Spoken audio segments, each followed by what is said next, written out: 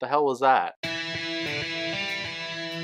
Welcome to Ranger Reviews, a web series we look at episodes of the TV show Power Rangers and then discuss them. Today we're exploring the 121st episode of Mighty Morphin Power Rangers, as well as the 19th episode of Season 3, titled Passing the Lantern. We begin this episode at the youth center where Billy and Aisha are talking about how they hope Adam had fun at his family reunion. Then Adam shows up with a lantern from IKEA, which apparently he's been given because it's been passed down through his family for generations. Apparently the lantern keeper is chosen for each generation, and there's an inscription with it that Adam has to decipher on his own. Of course, Bulk and Skull come over and almost wreck everything before they leave. Zed demands that Babu, Squat, and Rito bring that lantern to him to make a monster. Because of course. Adam and Billy are visiting Billy's friend, Ko, in a garden in hopes that he can translate the note attached to the lantern. And Billy just casually says that he used to live in the Orient, and it makes you realize how much has changed in the last 25 years. They meet him and he shows off his lantern collection, reading off of one that he got when he was 4 years old that says that the dragon you fear is only as powerful as your imagination. Did they all come with the same inscription, or are we just reading things now? Rocky, Aisha, and Tommy are walking around this place too, looking for a plant for Kimberly's new garden. Also, Tommy mentions that Kim has been practicing really hard for a gymnastics competition. They run into Bulk and Skull, who are there because they've been assigned to patrol that area. Ko reads the inscription on Adam's lantern, saying that the lamp may light the path, but the soul must light the way. Adam is confused about this, and Ko says that he has to discover it for himself. This isn't as racist as it could be, but it's still kinda racist. Then Ko leaves, saying that he has to tend to his garden like he has a watering emergency. Rocky, Aisha, and Tommy walk up the path to Adam and Billy, but suddenly Tenga show up with Rito, Babu, and Squat. Ninja Ranger power now! Rito then tells Babu and Squat to go get the lantern, and while the Rangers fight, they just start taking all the lanterns since they don't know which one is the right one. Also, Adam kicks from a handstand like a true ninja. Then Rocky just starts ripping feathers out of a Tenga like a freaking future serial killer. Rito and gang leave with just a bunch of lanterns. The Rangers ninja power down, running over to see that the lanterns are gone, and Adam laments how his lantern is gone, and how it's all his fault. I mean, are we not going to talk about how Ko's lanterns are gone too? Also, Bulk and Skull show up trying to help a bit by finding the stolen goods, but then Bulk tells Adam to come into the 90s. Ever heard of a flashlight?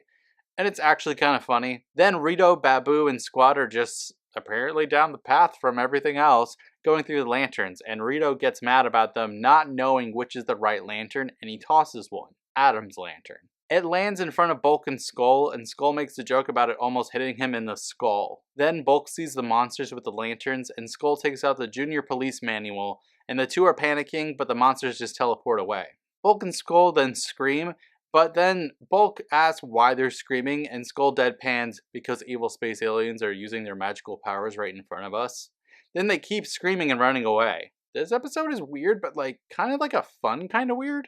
At the command center, Zordon tells the Rangers that Zed is probably after Adam's lantern and not the others. Billy says that according to legend, Adam's lantern has great powers, so Zed might want to use that against them. Are we just gonna go with that then?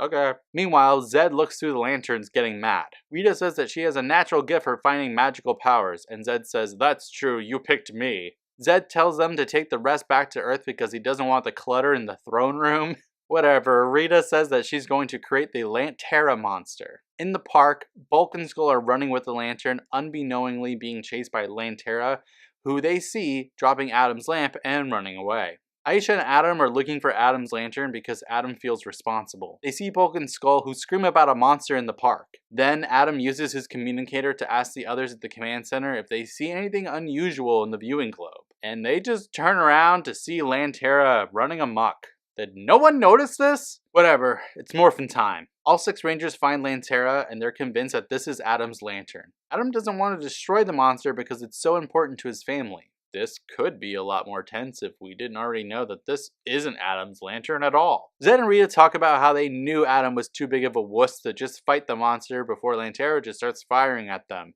hitting them all down. Adam then says, "The soul lights the way."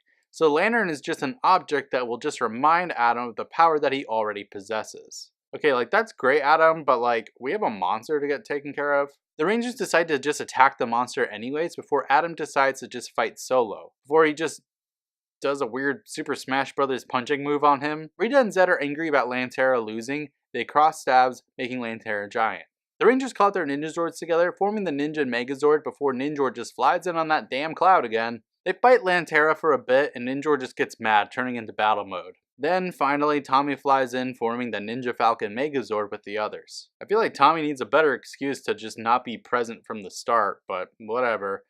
It's another seizure-inducing punching attack, finishing off the Lantera monster. At the youth center, Kim is with Adam and Rocky, saying that they're proud of Adam because he destroyed his family heirloom. Adam says it's okay because what it represents is inside him. Bulk and Skull then follow the others in, delivering Adam's lantern to him. Ernie shows up saying how he just mopped the floor or whatever, so while Bulk and Skull talk about how they fought to get the lantern back, they fall over. The end. Over the credits, we get a cutscene of Skull stepping into a pond for no reason before he squeezes a fish.